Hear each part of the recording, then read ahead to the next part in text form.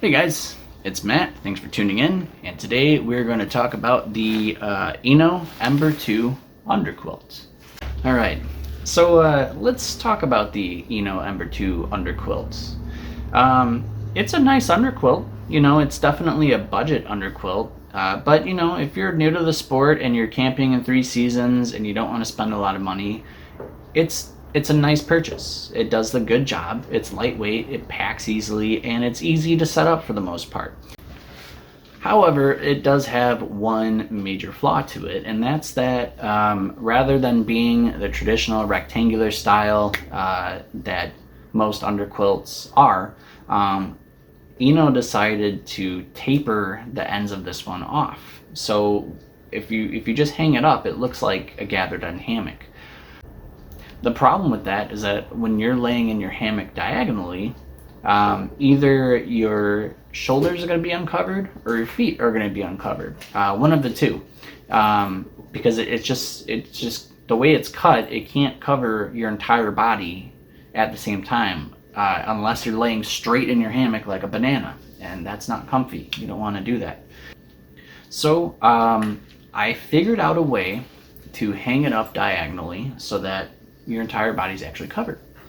And I think it actually is a method that works pretty well. So what it involves is setting up a ridgeline on your hammock, putting 2 prusik knots on the ridgeline, and then connecting the underquilt to the prusik knots. So to show you better what I mean, I've got my ENO double nest hammock set up here. And basically what's going on here is I have this ridge line attached. This is actually a structural ridge line that I put on the hammock. And then at each end of the ridge line, I have a prusik knot set up. I cannot get this thing to focus. Oh well. Sorry guys, I'm filming on a phone. And by the way, I never do instructional videos like this. So if this is really bad, I'm sorry. Bear with me. So here is our ENO Ember 2 underquilt. You can see that it is tapered. We're going to hang this guy up, clipping it right onto the prusik knots on the ridge line. So once you have your head end hooked up, then you're going to go underneath the hammock diagonally, and coming up the other side of the hammock, you clip it onto the other prusik knot. And now, once I get into my hammock, I can get myself situated, get my nice diagonal lay, and now I'm just going to pull up my hammock underquilt around me. And you may or may not be able to see, but right now my shoulders are covered, and my feet are also covered, which is great. So my whole body is currently under the hammock. So instead of hooking up at both carabiners, I'm going to hang it up by the prusik knots in a way that forces it to be diagonal, and then I'm covered. So here's a really quick little close-up view of what's going on. You can see that it's hooked up on one side of the hammock, and then it goes underneath it and comes up the other side.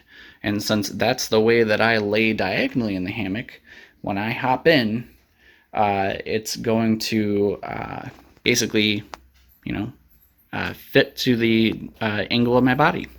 Okay, well, here I am inside of the hammock, and you can see how the underquilt is hooked up to the side of the hammock. And right now I am actually fully covered by it. You can actually kind of see the outline of the underquilt right there. And then here's the other end covering up my shoulders, which is great. And then there is the foot end. And right now I've got a nice diagonal lay going on. A little bit of folding over there. That's just kind of something that happens with the underquilt set up the way that it is. But it is covering my feet. It's going all the way around my body, which is great. And it's keeping me pretty warm. So, and now these prusik knots that are on there are going to keep it from sliding in.